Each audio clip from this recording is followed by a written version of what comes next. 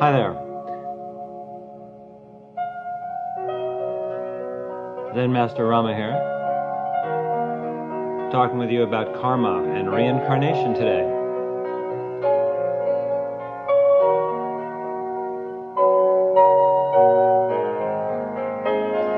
The poignancy of life, incarnation, the intersection of different spheres of existence in time and space, matter and energy, life. We're alive for a brief moment.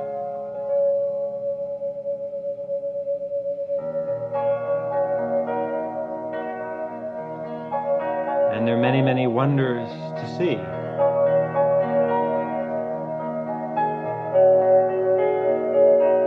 And sometimes we think that life is random. We just go through life without a plan, without a direction. Things seem chaotic. Chance. Is there chance? No. There's karma. Karma causes all things to happen. Makes the sun come up every day, the moon go through its 28 phases. It causes your birth, your death. It's what makes your days and nights, days and nights. Karma. Why do you meet someone? Karma. Why don't you meet someone else? Karma. Why do you love one person more than another? Karma.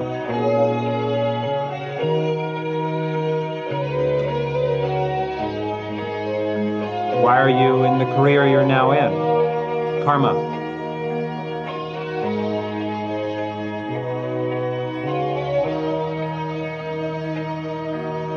There's only one thing that karma can't decide,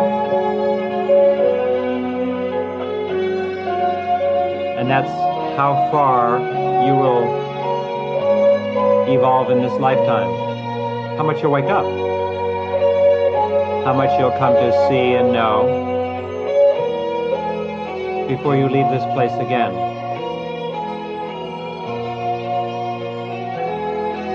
That's up to you.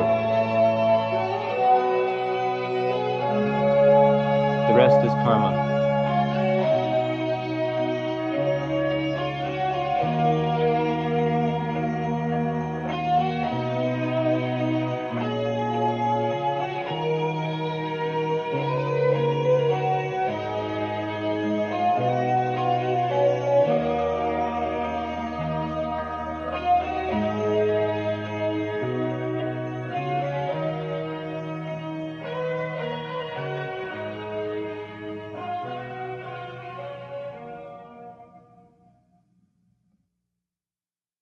It's good not to think of karma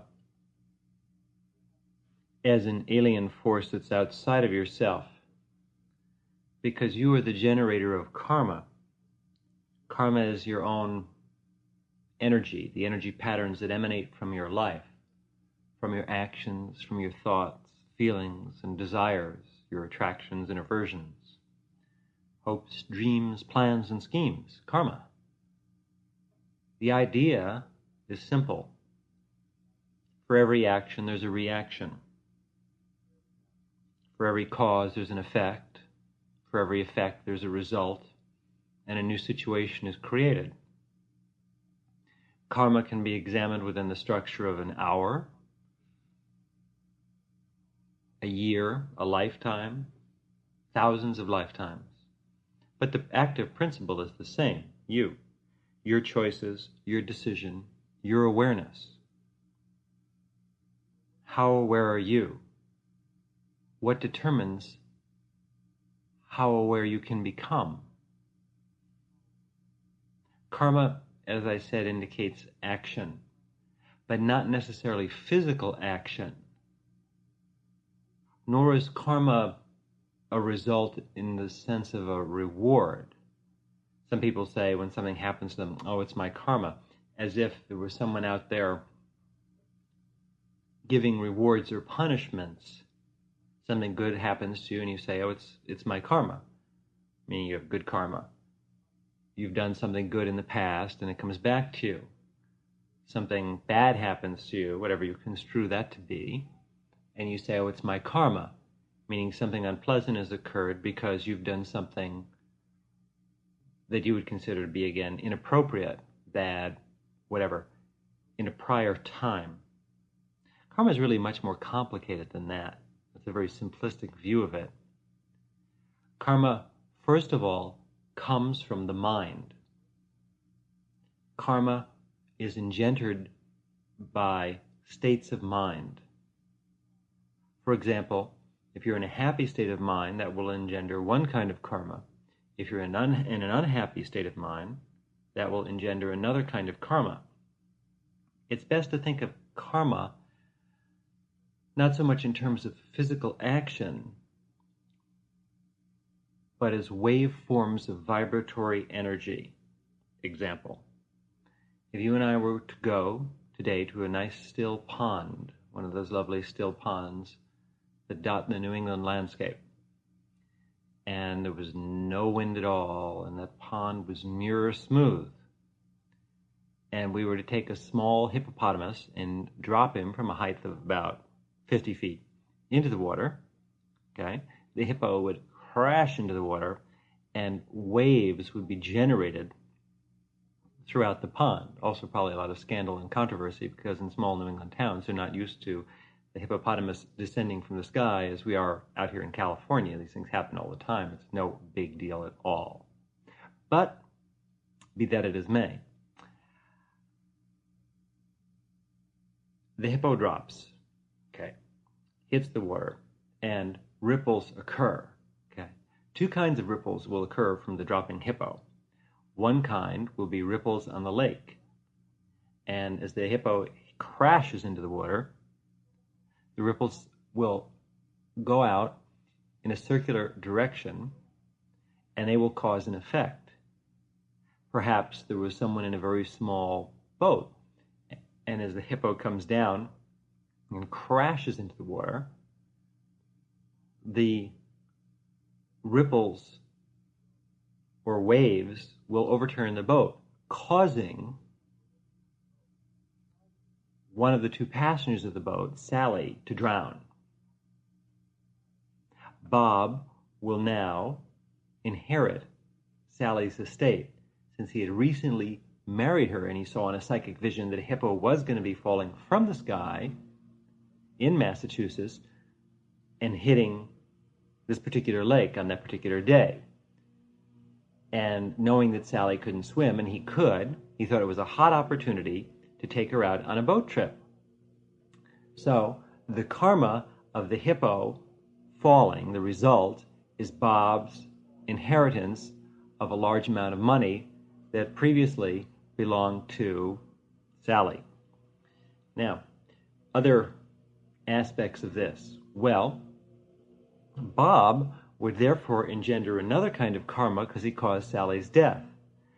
Causing Sally's death, now the courts can't get him obviously because they don't believe that you could psychically see that a hippo was going to be striking the water in a small New England town just outside of Boston. So it would be ruled an accident, act of God, or whatever. However, if you had dropped the hippo, if you had arranged for it, naturally you could be sued for involuntary woman slaughter or something like that. Because what business do you have dropping hippos from way up in the sky onto small lakes? Also, a great amount of controversy would be generated, probably if you left the scene and didn't identify yourself as the dropper of the hippo, as to what to do with the hippo. Now we've got a hippo in a small town, okay, we've got a dead woman floating around, we've got Bob going out and buying his new Volvo or whatever else with the money that he inherited from Sally, and now we have a slew of headlines and local papers and maybe even a few television crews going down to the lake, okay? Hippo strikes lake, that sort of thing. And I don't know what could happen. I mean, whole careers could change. Somebody did a good story on the news, might be able to leave Boston and get a job in New York at a larger station, move their family. The Hippo landing site could become a new place of worship for people who believe in extraterrestrial hippopotami. People would start to tell stories and gossip about the meaning of it.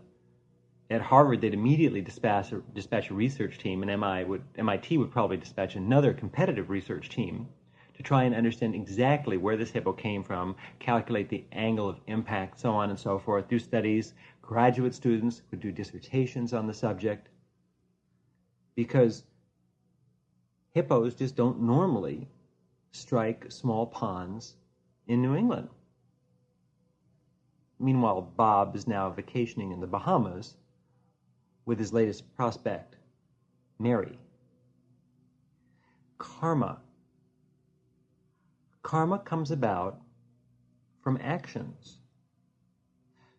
The karma that is most interesting is the mental karma, because ultimately it generates physical action. Let me explain what I mean. Most people think of karma in terms of doing something. Okay, Bob drops the hippo. Hippo wipes out small town, whatever it may be. So, this is a ridiculous tape, I realize, but bear with me. It'll make sense eventually. So, you could say Bob's action caused a reaction, and that's karma. Okay, now does this mean in some future life that a hippo will be dropped on Bob? No, not at all. See, that's where the most common misunderstanding of karma comes in. Just because you do something or create an action of some type does not mean that an action of the same type or nature will be returned to you. That's absolutely not the case. What karma means is that a mental state will shift. Let me explain.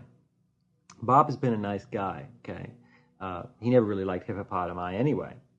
But he conceived of this wonderful plan when he had the psychic vision of seeing the hippo strike the small New England pond. Okay. Maybe Lake Waban, let's say, which is a ridiculous name, which is by Wellesley. Now, the hippo strikes Lake Waban in Wellesley, and Bob, who was prior to this a pretty nice guy, okay, and he wipes out his girlfriend and inherits the money, or his wife, will now change.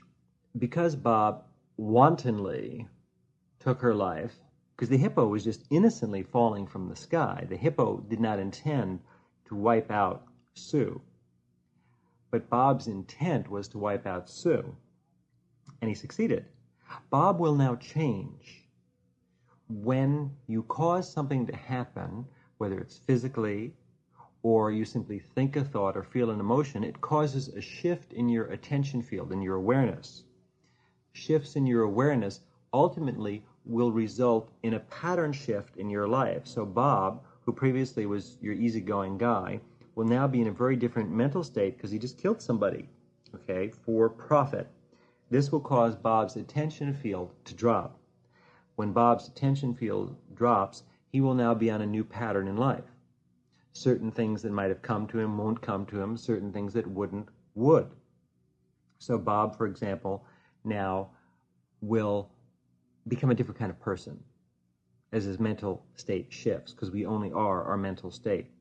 And as he becomes that different kind of person or personality, he will make choices that he wouldn't have made. He'll associate with people he wouldn't have associated with. In other words, a new future will open up to Bob. And in Bob's case, the future will not be as bright, because whenever we wantonly destroy, injure, harm, or take life, unless it's a case of self-defense, we are employing an aggressive primal energy, which puts us in an aggressive primal awareness field, which limits the structure of awareness, which causes an end to happiness, which requires an unimpeded state of awareness. Let me get even more graphic here. Let's say that you are sitting around at home and you feel perfectly good and you're having a nice time. Really nothing has to be added. You just feel really good today or this evening, and you're just sitting at home and having a nice time. Suddenly, as you're sitting there and you're completely peaceful and you just feel good to be alive, it's just one of those rare moments when you feel good. Just your body feels good, your mind feels good, and you're just happy. You don't have to do anything. Suddenly, you start to think about someone who you know, who you think is very, very attractive sexually. Now, prior to this, you hadn't been thinking about them. They didn't exist for you. Suddenly, they pop into your mind. And as you begin to think about them and turn them over in your mind, you begin to fantasize a little bit. And you begin to think of them without their clothes on. You begin to think of them cavorting with a hippopotamus. You begin to think of them doing weird and kinky things with you, whatever it would be. Now, as you start to think about this, of course, your blood pressure rises a little bit. You start to get a little bit jazzed and excited. The kundalini starts to move around. And you begin to have a good time, okay? So it appears. And you begin to fixate or think more about this person, and you begin to desire them. You begin to become a little bit sexually aroused. Now what will happen is, now you're jazzed, and this person will be someone who is perhaps available to you or perhaps is not. If they're available to you, now that you're excited, you might call them up on the phone, get together with them, go to bed with them, whatever, okay? Which would create an interaction between the two of you, an energy transfer between the two of you. Maybe it would produce an offspring. Maybe it would produce an argument. Maybe it would change your life. On the other hand, they may not be available to you, in which case suddenly you're going to find yourself in a state of desire, meaning your awareness field has moved into the desire plane. When your awareness field has moved into the desire plane, you're not going to be happy. You can't have them. That's what you want. Suddenly you were sitting around at home having a good time, and now you're not having such a good time. Because your mind, which was in a state of equilibrium and tranquil composure, has moved into the desire plane, which is not necessarily a bad place to be. But the desire plane brings about results. The result of the desire plane is desire and either fulfillment or frustration. And fulfillment in the desire plane normally leads to another desire. It does not put an end to desire per se, but it causes a brief hesitation. So you have a sexual desire, you have sex, you fulfill the desire, there's no desire for a while, but then later on the desire will come around again. So it just is a brief hesitation. It's a hyphen between desire. Before, you were not in the desire plane at all. You were satisfied and content. This was not a big issue in your life. But by focusing on something that stimulated your senses, i.e. the naked body of the individual whom you would like to enjoy, you aroused your senses, you stimulated something in yourself that led you into the world of desire. Once you're in the world of desire, it's a real bitch to get out of it. That's why almost everybody is unhappy all the time, because everybody is in the desire world. There are two worlds, count them two. The world of desire and the world of enlightenment, and they are definitely not the same thing. Pays not to get them confused. The world of desire leads to more desire. The world of enlightenment doesn't go anywhere. It just is in itself what it is. Endless, luminous perfection, happiness, and freedom. The world of desire leads to more desire. The world of desire is the world of karma. All action is generated by desire. It is the desire to move that causes us to stand up. It is the desire to live that keeps us here or that causes us to reincarnate, the desire for sentient experience that causes someone to come back. Aversion is another type of desire, not wanting something. It's just reverse desire. It's as strong and powerful a karmically binding force as desire is, because it engenders action. In the Bhagavad Gita, famous Indian spiritual book, where they discuss karma and reincarnation and enlightenment and other things, Krishna, in conversation with Arjuna, says, Arjuna, You cannot avoid action. Everyone acts. Even if you keep your body from moving, that does not stop action. Your cells are moving, your thoughts are moving, your moods are shifting. Everyone acts. Everyone is stuck in the world of action. The world of action is forever. Your awareness field, that which you consider yourself to be, is in bodily form at the moment. At the end of a lifetime, you'll leave this world, and then you will go beyond the body. But your awareness field will stay together in a certain sense. And then it will seek, after a while, because it's in the desire plane, to return to things that are familiar. It will seek a new body in a new lifetime. And you will reincarnate.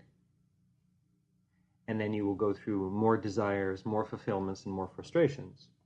This goes on forever. Life is forever. Death is only a temporary abridgment, a short pirouette through time and space, where you don't really die. We talk about death as if it's an ending. It's just a state of transition where you will move from one world into another. You will move from the physical planes into the causal planes, from the world of matter into the world of pure energy. Then the essence of your being reincarnates. Your next incarnation is largely determined by this incarnation. As I mentioned in my other tape on reincarnation, which discusses the more esoteric aspects of reincarnation, where this tape is more concerned with the exoteric or physical effects of reincarnation. Your next incarnation is based upon your awareness at the time of death. When you die in this life, whatever your awareness is, awareness meaning not just the mood at the moment, but the total overall awareness that you have, i.e. not just at the very, moment that you die, meaning your mood, you might be experiencing pain or confusion, but your overall perceptual field, okay? The structure of your overall perceptual field will determine your next lifetime. That structure has been determined by the way you've led this life. If you've been very aware, if you've meditated, if you've learned to still your thoughts, if you've become more aware of the interdimensional planes, then that awareness is yours. You are your awareness. And that awareness at the time of death moves forward. The personality structure at the time of death dissolves. You'll never be the you are exactly again. But the essence of your awareness field definitely goes on after death. It goes through death, it goes into non-physical states for a time, and then eventually it's pulled back and it reincarnates. And the level of incarnation that occurs will be largely dependent upon the state of awareness that you had at death. In other words, that's karma. There are also physical karmas that carry through. So, for example, in a prior lifetime, you set in motion certain vibratory currents, and those currents will continue to work their effect in the world. Jesus Christ may no longer be with us, or John Kennedy, or Adolf Hitler, or Marx, or Lenin, or John Adams. But their effects continue on in the world. Just like the hippo that fell from the sky and created waves in a pond and waves in the world, changes in people's lives. And those waves will be passed on from one person to another to another. So each of us is endlessly generating waves with our physical actions. When you say something to someone, it has an effect on them. That effect will be passed on by them to someone else, because you'll change the way that person thought or felt, causing them to react differently. That reaction will be passed on to everybody they encounter. In turn, that subtle change will be passed on, and so on and so forth. If you could see the earth from a vibratory point of view and not be distracted by the physical, you would see something like radio waves, billions of them, cascading constantly in very complex patterns all over the earth. These waves are emitted from the thoughts, feelings, and actions of each individual life form here.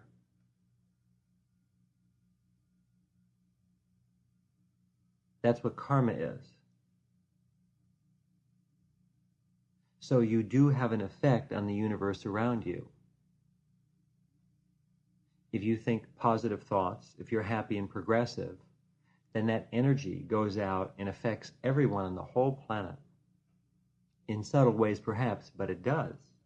If on the other hand you're filled with hate and you're morose and you're depressed, that energy will live on also, if you're cruel to others and so on. So never feel that you don't have an effect. You do have an effect. No action is wasted. That's karma. Now, karma doesn't always mean that everything works out justly.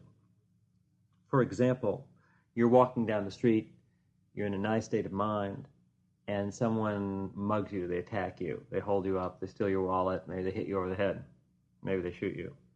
Is that your karma? Have you done something in a prior lifetime that wasn't so good? Did you do that to someone else? Or in this lifetime? Not necessarily. That may just be what's happening. In other words, you are not always receiving things that you have done. There's just some off-the-wall sucker out there who decided to do that. Now they are generating karma for themselves of a negative type. But you were innocent. Innocence does not protect you from the evil designs of others. Just because you're innocent, that does not mean that others cannot harm you. History teaches this lesson. Some people are under the assumption that because all of their lives something like that has never happened to them, that nothing ever will. They think that they are, in quotes, protected.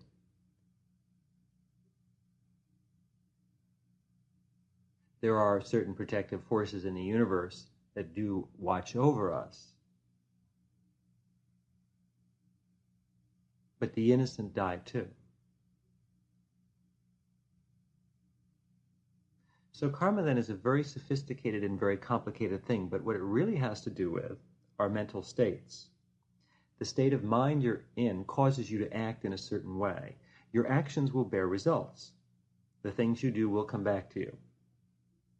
Not always physically, though. Let's say for 20 years you gave lots of money to spiritual causes because it really turned you on to do it. Now, does that mean that in your golden years, suddenly people are going to start showing up at your door with checks for you because you gave $100,000 over a number of years to spiritual causes that aided the enlightenment of others? Not necessarily. But what will happen is you will be in a better state of mind. That will be the karmic effect. The purpose of life is life. And the ultimate result of all karmas and actions is state of mind. You are your state of mind. Happiness, completion, awareness, enlightenment, and so on, these things do not occur to us randomly. They occur because of vibratory and karmic patterns. There are certain things that you can do that will have a karmic effect, which is happiness, illumination, fulfillment. There are other things that you can do that will have a karmic effect, which is unhappiness, misery, and so on. You hear the preacher on the radio say, for every $1 you send in, God's going to send you back 5. And not necessarily, unless you've gotten the 5 recently. That's not karma. That's a quick way to hustle up some money. What will happen is, whenever you engage in a selfless action that contributes to the welfare of others, this will create a vibratory pattern which will lead you into a higher state of mind, and the result will be that you will be much more happy, fulfilled, and aware. What more could one ask? Whereas when you just do things in a selfish way, let alone in a destructive way to others, then you are bound by that karma. Your state of mind will go down. You'll find yourself becoming depressed, nervous, anxious, and upset. There are selfish actions and there are selfless actions. Selfless actions create a higher karma, which brings you into higher states of mind. When you're in a higher state of mind, you will see things that you never saw before. So, for example, you gave money to the United Fund or to your local spiritual cause or whatever it is that turns you on. When you did this, and you could have just kept that money for yourself, or maybe you put in a few extra hours so you could do that or whatever at work. When you did this, you did something noble. This will cause a release of energy. It causes a vibratory shift. It means you're moving into a different plateau of consciousness. Just like there are different roads that lead different places, so there are different levels of awareness that lead different places, and we shift in and out of them. These are the 10,000 states of mind that we study in Zen. When you give, let's say you gave to United Fund or your local spiritual cause, when you give, what happens is you go onto a certain highway. That action of giving is in a certain vibratory level, meaning giving exists in a certain plane of consciousness. It's a highway we call giving. To give means you got on that highway. That highway will have a certain view. Let's say that highway runs way up to the top of the mountain, and from the top of the mountain you can see things that you couldn't see on another highway, which was called selfishness. Selfishness is a state of mind. It's a plateau of attention, and it has a certain view. All states of mind have certain views. So in the case of selfishness, now you're on a lower highway, and the view is obstructed. You can't see very well. So you might have an accident. On the higher plateau, on the higher highway, you'll suddenly see a career opportunity. You'll meet somebody you wouldn't have met. You will attract people who are more selfless. Opportunities will open to you because you can see them. That's what karma really is. Do you follow? Karma means that through your thoughts and feelings and actions, you are generating a state of mind. That state of mind has a view. That view will cause things to happen to you or not happen to you. So the real active force behind action and interaction is state of mind. There is a point, in other words, to noble thoughts and noble actions. It's not simply a moral fantasy. And you can experiment with it. It's like dropping the hippo into the water. Ripples are created. When you meditate and practice Zazen, when you stop your thought, when you focus, you're creating karmas. You're shifting your state of mind to a higher vibratory level, which will give you a much more expansive view. When you allow desire, anger, and frustration to dominate you, you're losing power. Your airplane is falling to a lower altitude. If it falls too low, it'll crash. Everyone experiences desire. Desire is not bad. It's not bad to desire someone. It's not bad to have sex with someone. It's not bad to do whatever. There is no good or bad from the point of view of karma. There's only reaction, structured reaction. Love leads to one state of mind, hate leads to another, indifference to another. All states of mind continually revolve in the cosmos. There are 10,000 states of mind. Each has a different view. Each brings about different results. And as I indicated at the end of this lifetime, the culmination of the states of mind you have gone through will create your next lifetime.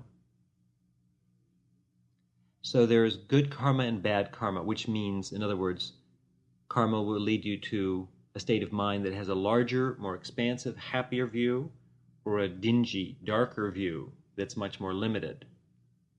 That's all karma really is. And that view will enable you to make choices and have experiences. Now, there are physical karmas. Physical karmas are a little bit different. Again, those are the reactions of the ripples. Okay, the boat is in the water, the hippo hits the water, and the boat turns over.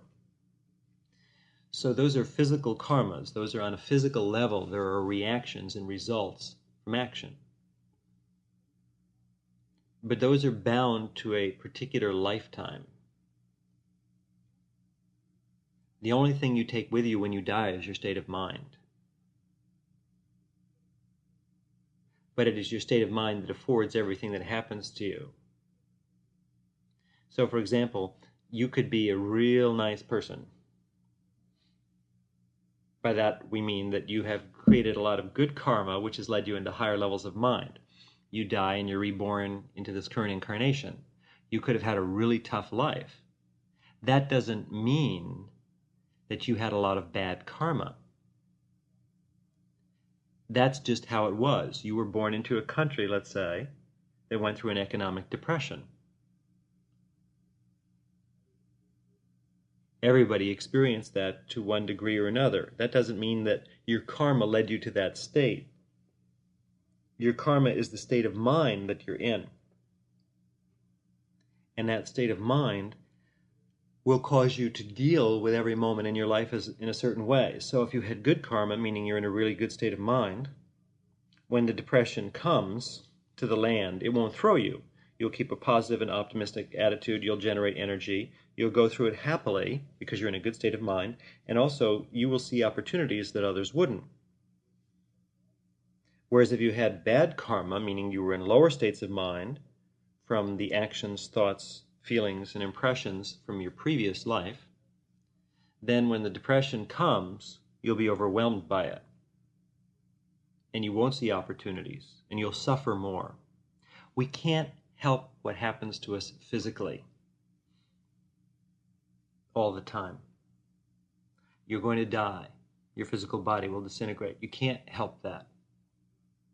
You can prolong your life, make it a little longer. You can make it a little shorter, depending upon how you eat, whether you exercise or not, what you expose yourself to. But sooner or later, the cells will give out. They transmute.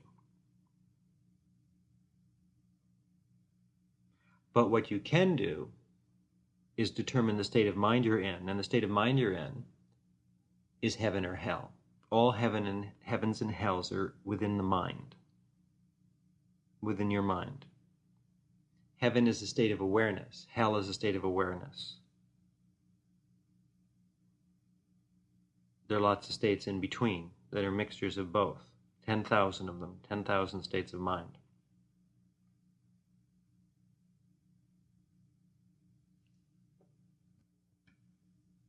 So then, let's think of karma this way. There are several different types of karma. There is a karma, a physical karma, that occurs within a given lifetime. That karma does not carry over after death. There is a mental karma that occurs within a given lifetime, and it does carry over after death into the next incarnation. There is a physical karma that an individual generates in a given lifetime that may continue on, or will continue on in one form or another, after their lifetime, after they have ceased to exist in a particular incarnation. All karmas, however, originate in the mind because of mental activity. The types of thoughts that you think create a state of mind. The reason you think the thoughts that you do results from your level of energy or power.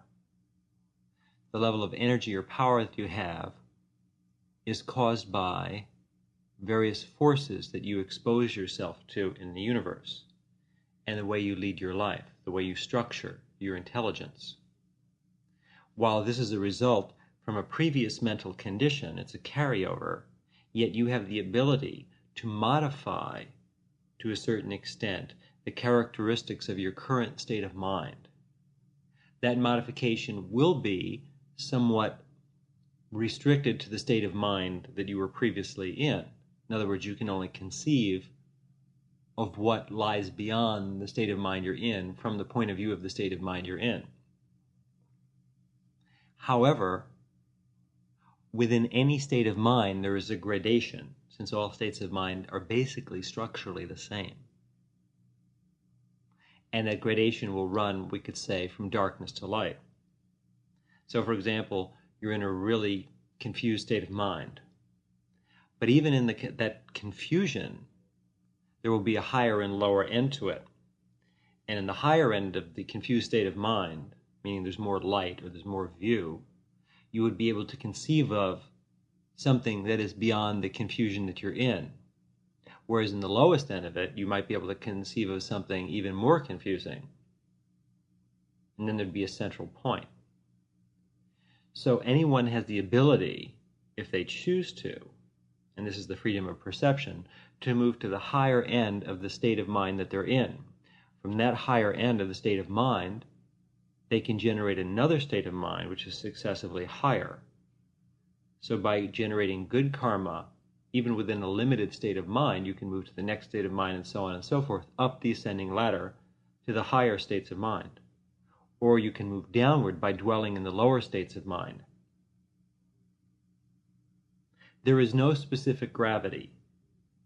In other words, some people believe that they are drawn to lower states of mind, and that enlightenment is really hard because you're working against gravity. Not really.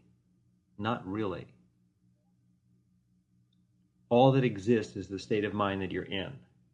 That state of mind has been generated by causal activities, by previous states of mind that go all the way back forever. Yes, but it really doesn't matter what happened in the past. All the past has done is generated the you that you are now. And dwelling on the past isn't going to change anything.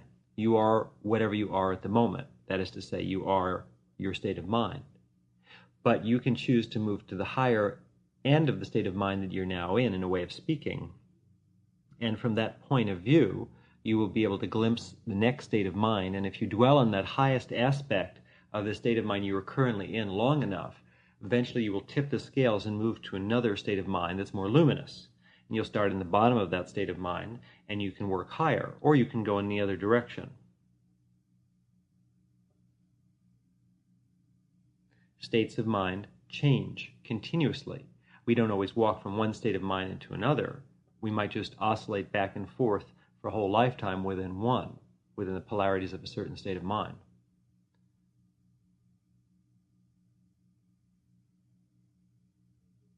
Now, as I mentioned, there are different types of karmas, and let's re-examine just for a moment all those different ones, just so they're nice and clear for you, because this is what makes up your lifetime and your world. To begin with, there is the type of karma that you experience within a given lifetime. That's a physical and a mental karma. There's two kinds. But let's talk about the physical karma for a moment. The physical karma you experience within a given lifetime comes back to you. But it can't come back to you after you're dead. It will reflect in a mental karma after death and into the next life. But it will not recapitulate again, although it will continue on and affect others. So let me give you a for instance. For instance, let us say that you go to school and you do really well in your classes. You get very good marks. That will create a karma, an effect, which will allow you to get into a good college. Let's say you do well there, and you get a degree, and that degree enables you to get a certain type of job. That job provides a certain level of income, which will allow you to live in a certain way. Now, at the end of this lifetime, okay, when you die, you won't carry any of that with you. In other words, the karma will continue throughout the life. That degree will always be there. Your career knowledge will always be there. So that'll carry with you. But in your next lifetime, when you're born again, of course, the fact that you had a degree in your previous lifetime won't impress an employer. You've got to get another one. If you committed a crime and went to jail, and let's say you got a life sentence, you would spend all your life in jail. When you die, that's not going to have any effect on your next life. The karma is complete within a lifetime. They're not going to lock you up as soon as you're born again because you didn't finish all 150 years of the sentence. You only did 70 of them. But the karmic patterns that you set into motion will continue. So Gandhi and his passive resistance, or the words of John Adams or John Kennedy or Martin Luther King, or the effects of an Idi Amin or whatever, will continue. Their words will live on, their actions will live on. The effects that they have had upon others, or the effects that you have on others, will continue on and be passed on. That continues naturally. But the karmas that you physically create in a given lifetime, that you create this lifetime, will end with your death, and they don't carry to your next life. But they do in a certain way. The mental karma, which is our second kind of karma, will continue. Because what you do in this lifetime will generate a certain state of mind. And as I indicated before, at the time of your death, that state of mind will stay with you.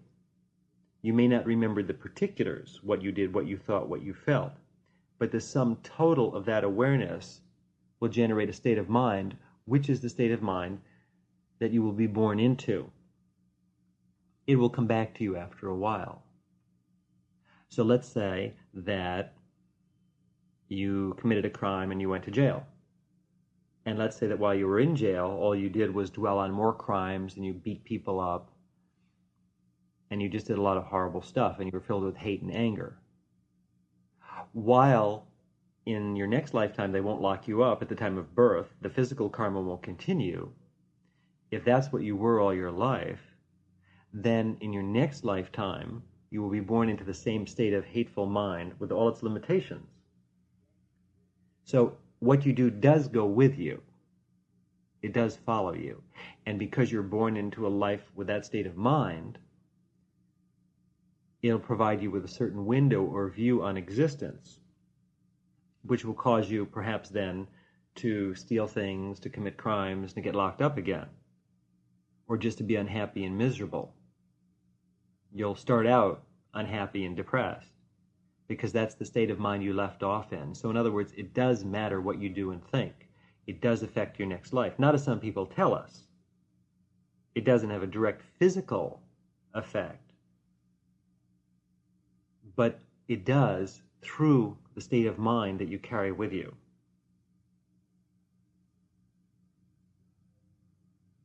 And then there's the ripple effect karma, which is just something that you set in motion by your actions, which affects others. It doesn't affect you after you leave this world, after your body dies. You might incarnate in another world, not necessarily in the planet Earth.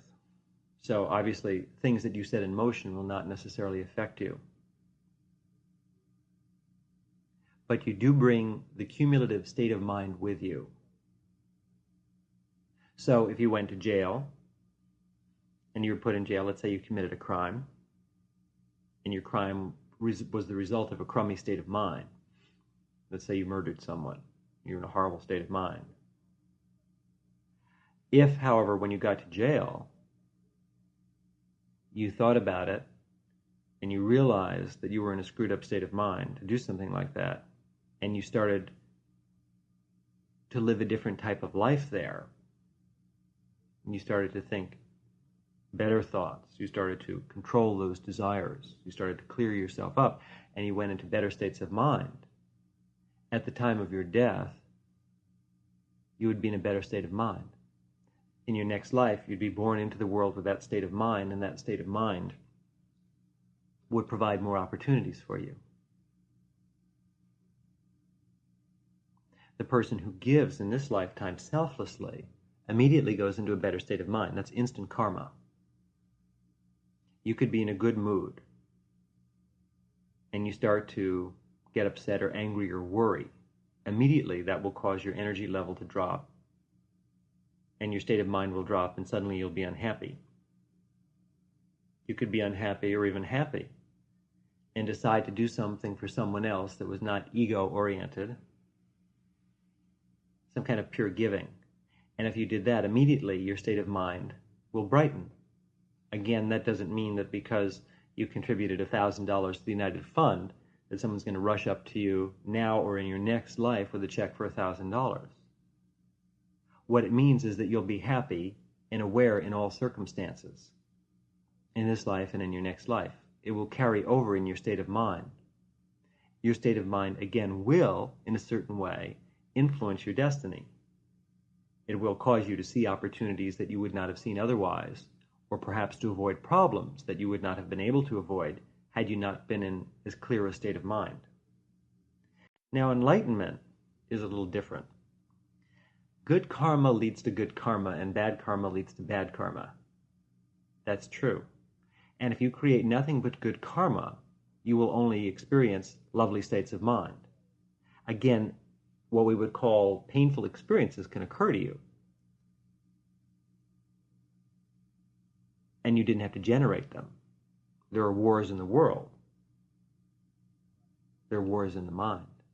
But your good karma will protect you, meaning it won't necessarily stop you from experiencing a war, but it will stop you from experiencing an inner war.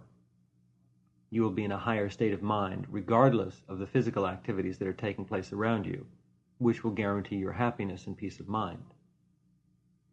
But good karma leads to good karma, and it leads to rebirth. Now, we're getting a little bit technical here, and this part might not be of interest to you, or it might.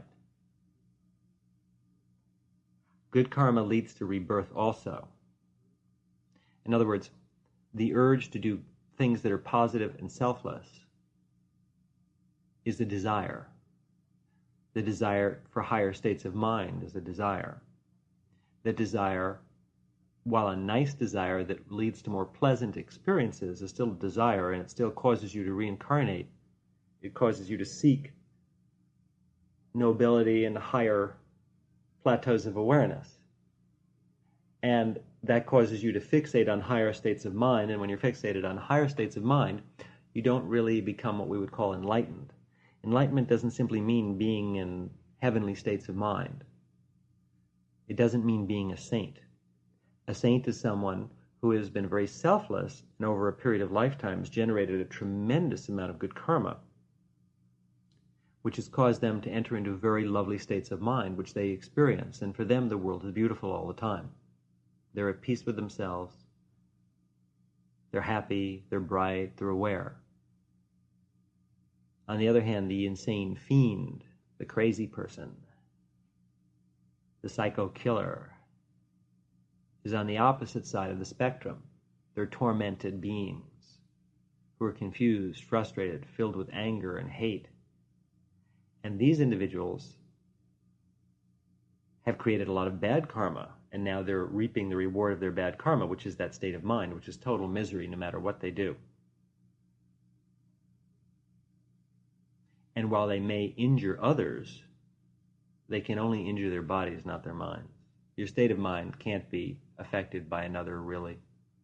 Someone can temporarily cause you pain or even mental pain, but your overall state of mind is impassive to outer suggestion, unless you make a modification personally.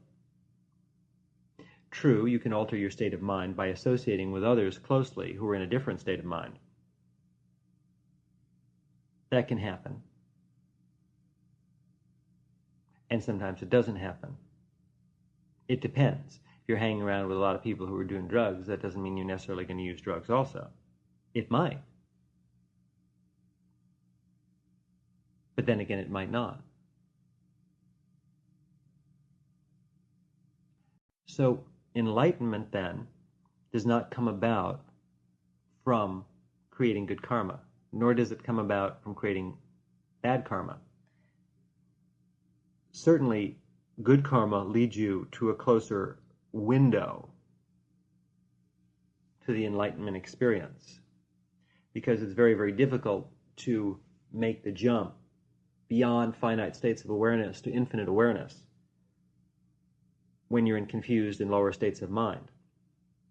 If you could get into the highest state of mind that you could, if there are 10,000 states of mind, let us say, and the 10,000th state of mind is the highest state of mind, from that state of mind, you would have a window whereby you could perhaps move beyond all states of mind, metaphorically speaking, to enlightenment, which doesn't preclude the 10,000 states of mind.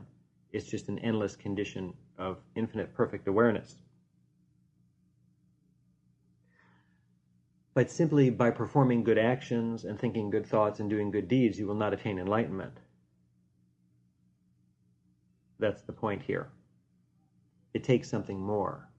But in order to get to that place where you can add something more, you need to first purify your thoughts, have happy emotions, give as much as you can, be charitable, kind, honest, strong. By doing all those things and moving to higher states of mind, the window will open whereby the possibility of enlightenment will come about. That's why it's necessary to gain control of your time and your life and your awareness and to have some understanding of the workings of karma and reincarnation if you're interested in enlightenment or success. Success will come about because you're in higher states of mind. Whether it's business success, personal success, any kind of success will be determined by your state of mind. So if you create good karma, then you go into a higher state of mind, and in that higher state of mind, you might be more apt to meet someone. Let's say you wanted a romantic partner who is in a higher state of mind, a nicer person. The reason you will meet that person is because you're in a state of mind that will cause that meeting to occur. On the physical level, it will look like chance, but there's no chance in the universe. Because you're in a certain vibratory pattern, you will know on that certain day, without knowing necessarily how or why, to drive down a certain street, to go in a certain store where you might meet someone. If you're not in that state of mind, it won't happen. You'll meet somebody else. The same is true of business opportunities, personal growth opportunities. The higher your state of mind, the more in touch you are with the psychic aspect of yourself, the more success you will have. The more control of your mind, the ability to concentrate and so on, will create success.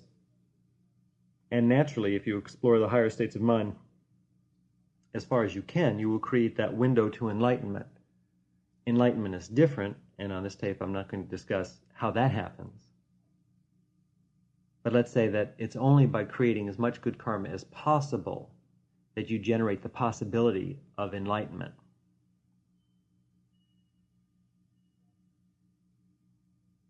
Without that, there is really no possibility of enlightenment. It could happen, yes. It is possible to move to an enlightened state of mind from a lower bardo or level of awareness. It can happen, but it's extremely unlikely. Extremely.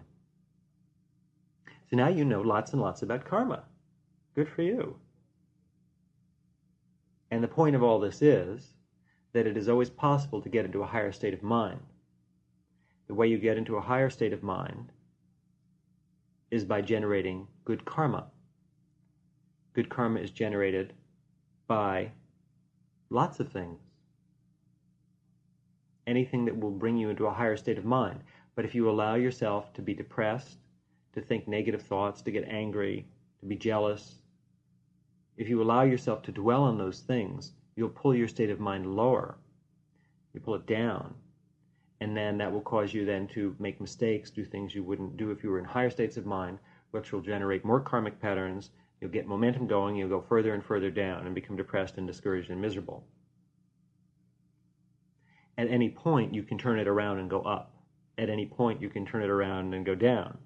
That's up to you. But you need to realize that no matter what your state of mind, you can always go up or down. That's what's fun about the process. What's fun about the process is that no matter how low your state of mind is, you can always go up instantly by doing something selfless, by sitting and meditating, by reading a book or listening to a tape which discourses on higher states of mind where there's higher vibratory energy present, by doing something for someone else, by giving selflessly with your time, energy, money, whatever it is, by stepping outside of yourself. There's an art to generating higher states of mind. There's an art to generating lower states of mind, to degenerating. And you have practiced both in your life and in other lives. That's the science of mind.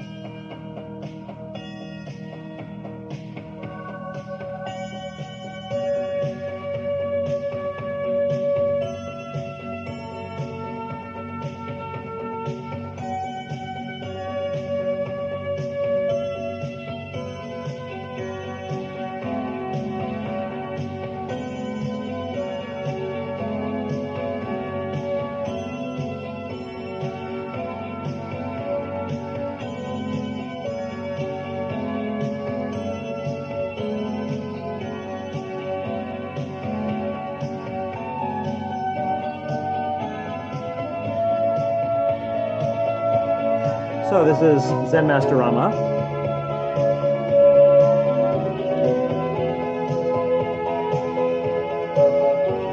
In one state of mind or another, looking at limitless horizons of mind, always looking at limitless horizons of mind, watching the procession of infinite and eternal being playing itself out in countless myriad forms and formations, in essence and in substance, in sickness and in health. And there's no real parting in death.